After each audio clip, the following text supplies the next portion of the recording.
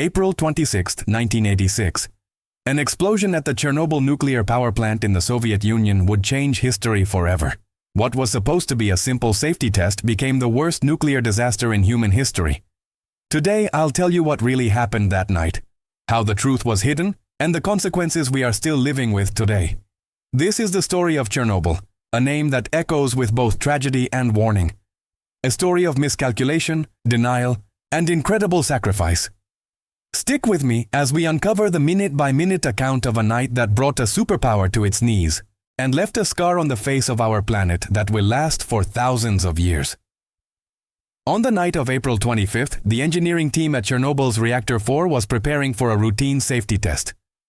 The goal was simple: to see if the plant's turbines could power the cooling pumps during a shutdown, bridging the 1-minute gap before backup generators kicked in.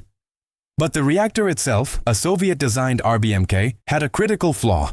It was notoriously unstable at low power levels, a detail that was either unknown or ignored by the operators that night. Pressure from superiors to complete the test, despite delays and unstable conditions, pushed the team forward. Against safety protocols, they continued, disabling crucial automatic shutdown systems to keep the test going. At 1:23 in the morning, a series of fatal mistakes, compounded by the reactor's design flaws, created a sudden and massive power surge. The emergency shutdown button was pushed, but it was too late. Instead of shutting down the reaction, it accelerated it. Within seconds, a catastrophic steam explosion ripped through the reactor core, followed by a second, even more powerful blast. The 1,000-ton steel and concrete lid of the reactor was blown clean off, and a brilliant, terrifying pillar of radioactive fire shot into the night sky, illuminating the area around Chernobyl with an eerie, deadly glow. The heart of the reactor was now exposed, spewing a lethal plume of radioactive particles directly into the atmosphere.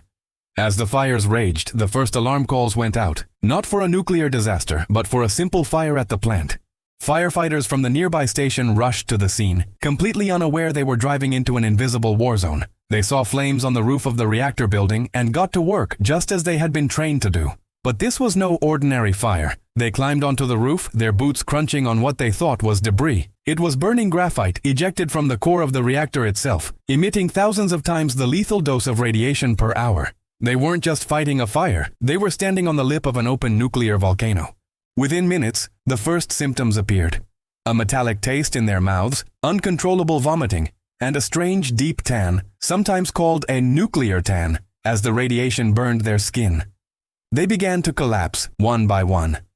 These brave men, who thought they were simply doing their duty, would become the first victims of Chernobyl, their heroic efforts turning into a tragic sacrifice in the face of an enemy they couldn't see, hear, or feel.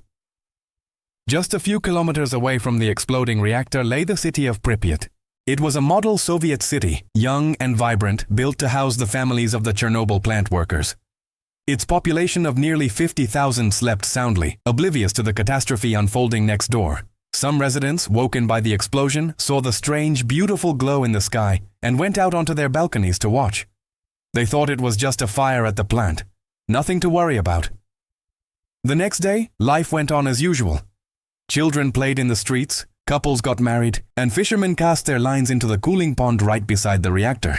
No one was warned. No one was told that the air they were breathing was saturated with radioactive isotopes. The invisible poison rained down on them, delivering radiation doses equivalent to thousands of X-rays every single hour. It wasn't until 36 hours after the explosion that the evacuation finally began. A fleet of over 1,000 buses arrived in Pripyat. An announcement came over the loudspeakers. There had been an accident at the power station. Residents were told to pack only what was necessary for a 3-day trip. They were assured they would return. They never did. They left behind their homes, their pets, their lives, frozen in time. In the immediate aftermath, the Soviet Union's first response was not to save its people, but to save its reputation. An iron curtain of secrecy slammed down around Chernobyl. Moscow denied everything. The official line was that a minor accident had occurred, but the situation was under control. They tried to hide the disaster from their own citizens and from the rest of the world. But you can't hide a radioactive cloud. As the plume drifted northwest across Europe, it reached the Forsmark nuclear power plant in Sweden, over 1,000 kilometers away. On the morning of April 28th, alarms started screaming. Workers were found to have radioactive particles on their shoes. At first, they thought their own plant was leaking. But after checking their systems and finding nothing, they analyzed the radiation type and traced its origin back towards the Soviet Union. The world's scientific community started asking questions. International pressure mounted. Faced with undeniable evidence from other countries, the Soviet government was finally forced to break its silence. On live television, a brief, downplayed statement admitted that an accident had occurred at Chernobyl. The cover-up had failed. The truth, as devastating as it was, began to surface, revealing a catastrophe of unimaginable scale. With the disaster now public, the Soviet government launched a massive cleanup operation.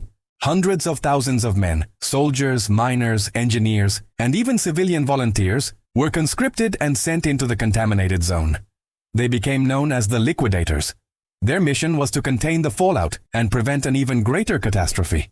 Their tasks were monumental and incredibly dangerous.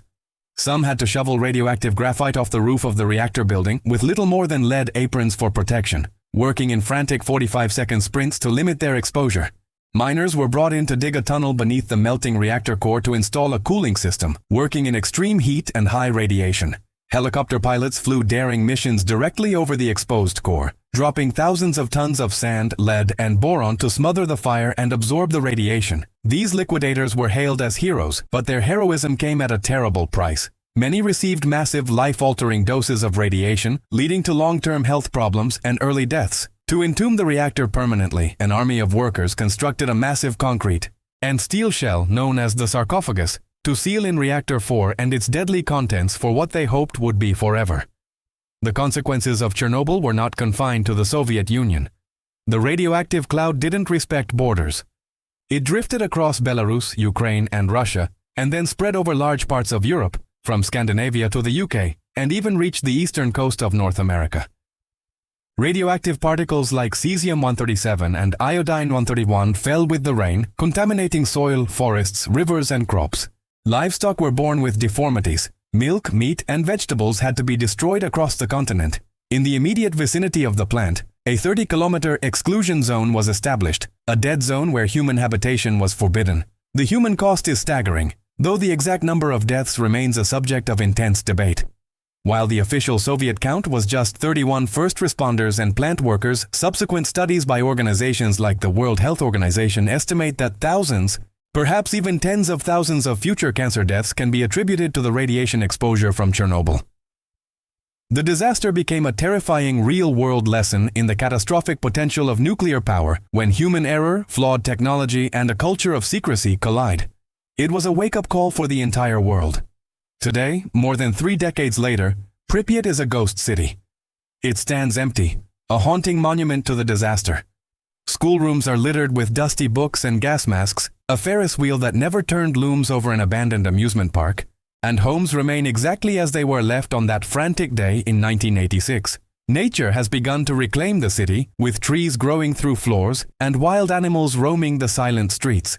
The original sarcophagus built over Reactor 4 began to crumble over the years, threatening another release of radioactive dust.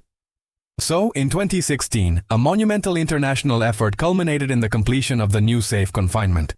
This colossal steel arch, the largest movable land-based structure ever built, was slid over the old sarcophagus, designed to contain the reactor's remains safely for at least another century. Chernobyl is not just a place. It's a permanent warning etched into our collective memory. It's a reminder of the immense power we wield and the profound responsibility that comes with it. As one of the scientists involved in the cleanup famously stated, "The cost of lies is immeasurable." And the legacy of Chernobyl teaches us that the cost of negligence can be nothing less than life itself.